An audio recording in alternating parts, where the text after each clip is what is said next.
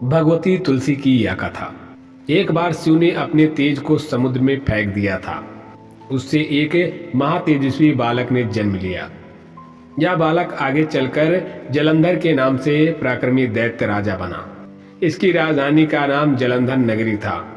दैत्य राज कालनेमी की कन्या वृंदा का विवाह जलंधर से हुआ। जलंधर महाराक्षस था। अपनी सत्ता के मद में चूर उसने माता लक्ष्मी को पाने की कामना से युद्ध किया, परंतु समुद्र से उत्पन्न होने के कारण माता लक्ष्मी ने उसे अपने भाई के रूप में स्वीकार किया। वहां से पराजित होकर वह देवी पार्वती को पाने की लालसा से कैलाश पर्वत पर गया।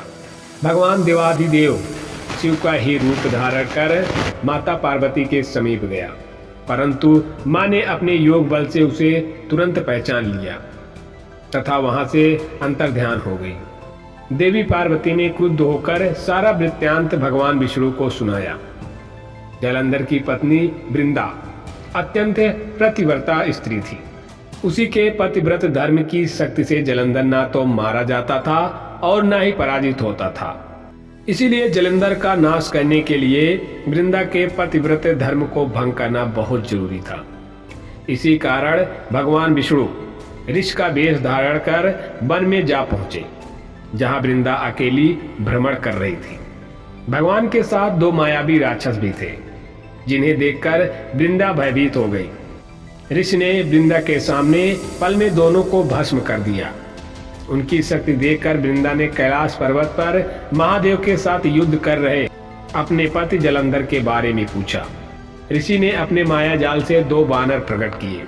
एक वानर के हाथ में जलंधर का सिर था तथा दूसरे के हाथ में धड़। अपने पति की यह दशा देखकर वृंदा मूर्छित होकर गिर पड़ी।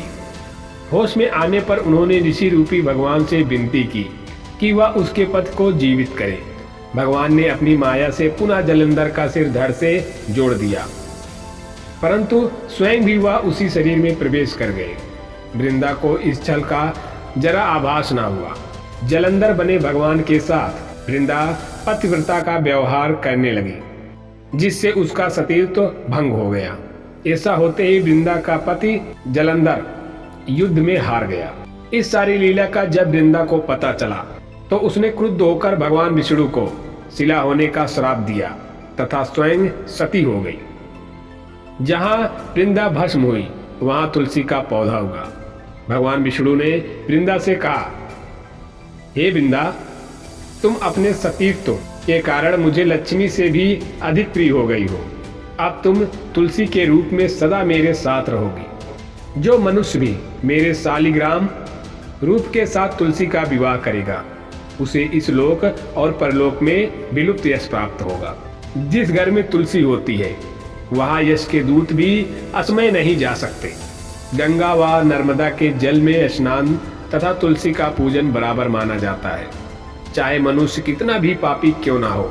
मृत्यु के समय जिसके प्राण मंजरी रहे तुलसी और गंगा जल मुख में रहकर निकल जाते हैं, वह पापों से मुक्त होकर वैकुंठ धाम को प्राप्त होता है। जो मनुष्य तुलसी व आंवलों की छांव में अपने पितरों का श्राद्ध करता है, उसके पितर मोक्ष को प्राप्त हो जाते हैं। उसी दैत्य जलंधर की यह भूमि जलंधर नाम से विख्यात है। सती वृंदा का मंदिर मोहल्ला कोट सिकंदचंद में स्थित है। कहते हैं इस स्थान पर एक प्राचीन गुफा थी जो सीधी हरिद्वार तक जाती थी। सच्चे मन से 40 दिन तक सती वृंदा देवी के मंदिर में पूजा करने से सभी मनोरथ पूर्ण होते हैं।